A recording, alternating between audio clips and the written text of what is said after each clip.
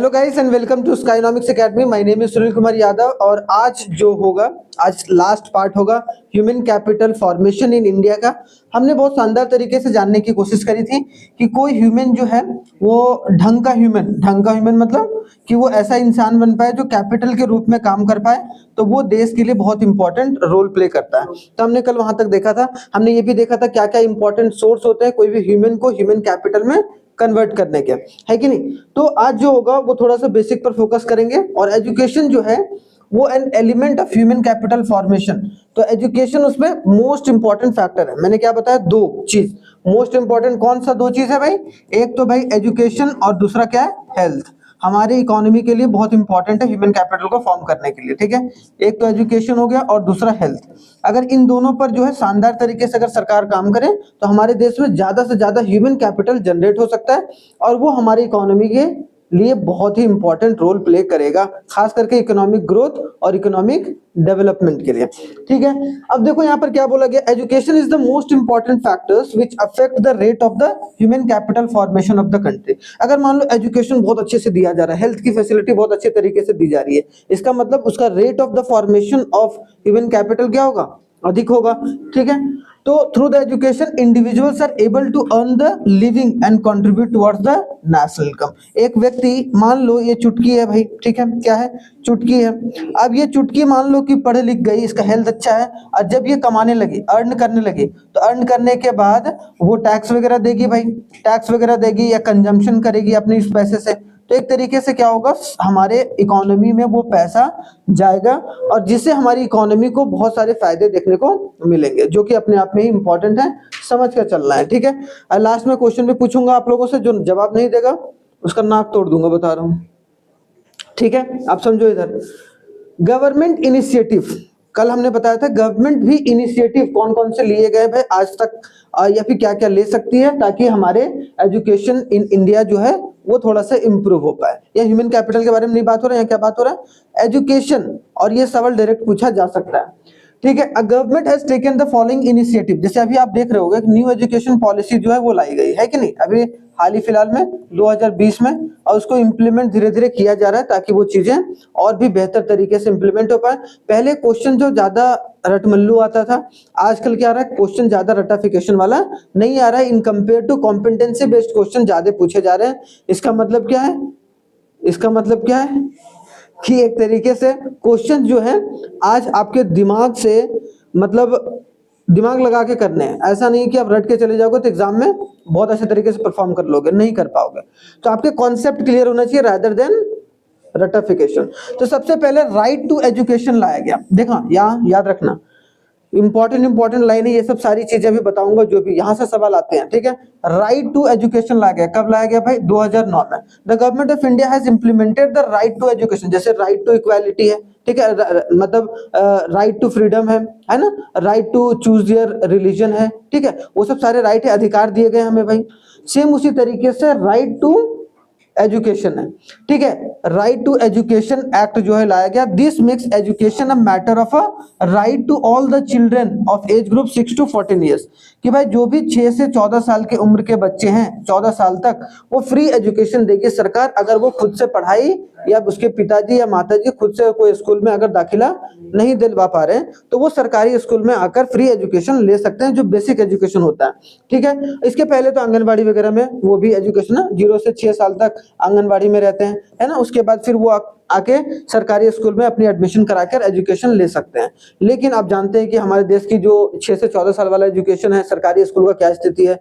ऐसा नहीं कि सारे सरकारी स्कूल खराब है, बहुत सारे स्टेट में ऐसे सरकारी स्कूल हैं जो बहुत अच्छे तरीके से रन कर रहे हैं, वहाँ टीचर भी, लेकिन आधे टीचर क्या होते हैं, कामचोर होते हैं, और ये सच बात है, ठीक है, कि वो अपने काम को या अपने दायित्व को नहीं निभा रहे, 1-1 लाख रुपए का तनख्वाह लेने के बावजूद भी, ठीक है। प्रोविजन ऑफ एजुकेशन सेस, यहाँ पर क्या बोला गया, एजुकेशन सेस का प्रोविजन लाया गया, मतलब government has levied a 2% of education cess on all the union tax, जितना भी सेंट्रल गवर्नमेंट का टैक्स होता है उसमें 2% जो है वो एक तरीके से क्या लाया गया था भाई, सेस।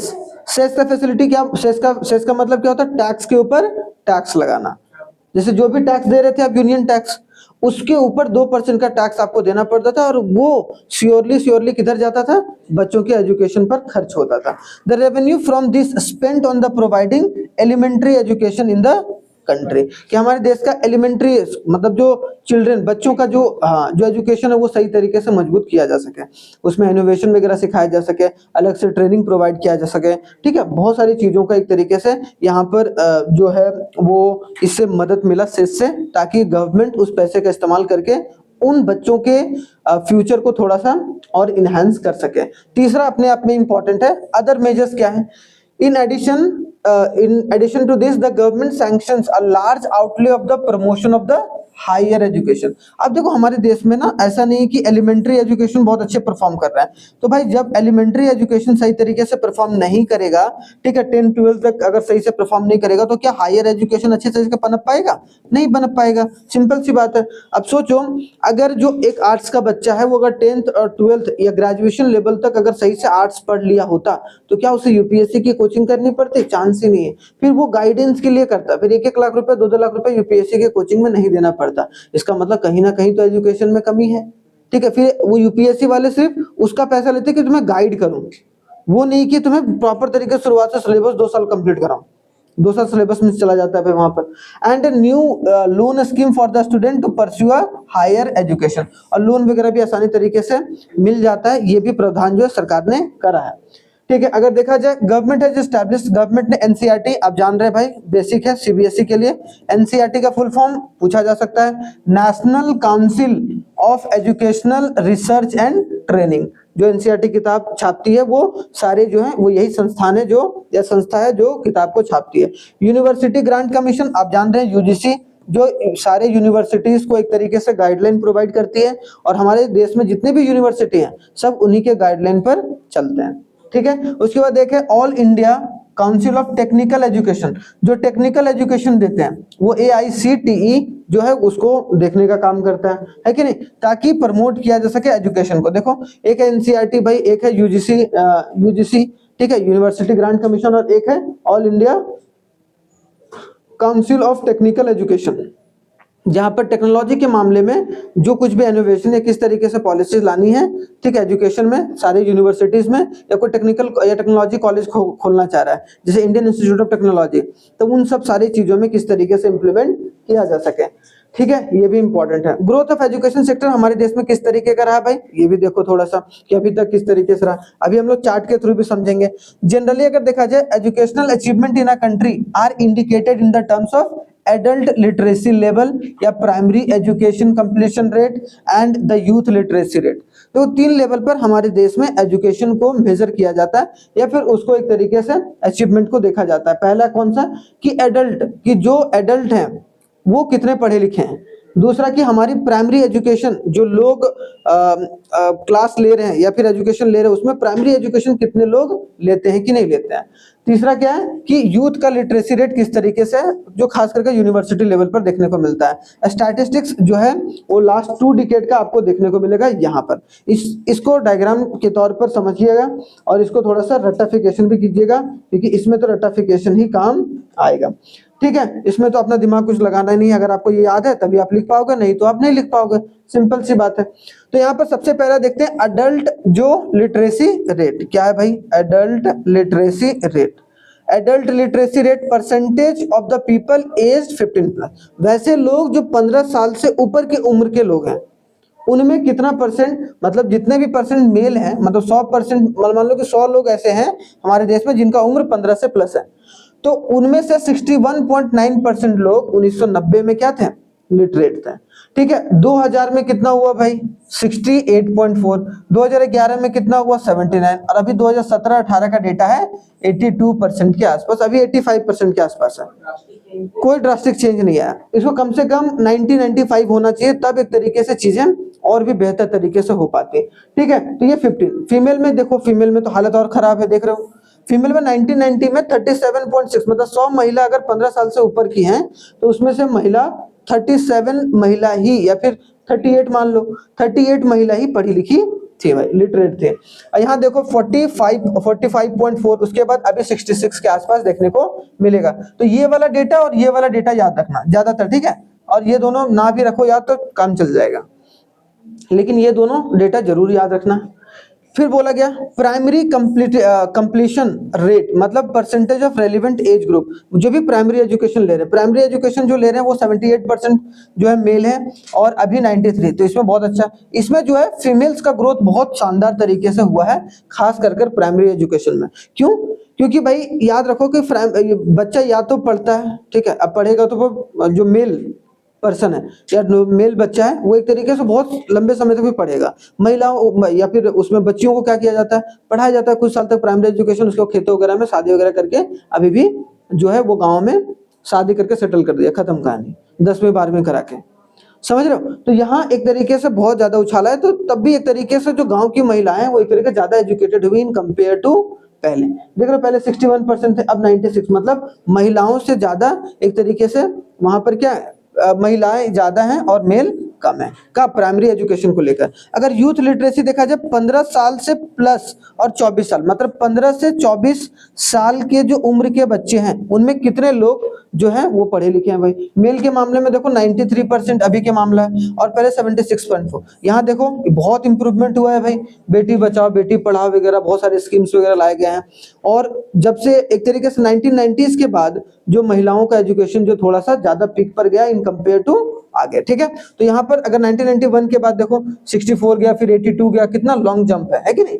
उसके बाद फिर आपको 90 जो है वो परसेंट जो खास करके महिलाएं हैं वो एक तरीके से आज पढ़ी लिखी देखने को मिलती हैं 15 से लेकर 24 साल के उम्र में, ठीक है। तो ये वाला डेटा अपने आप में याद रखना है।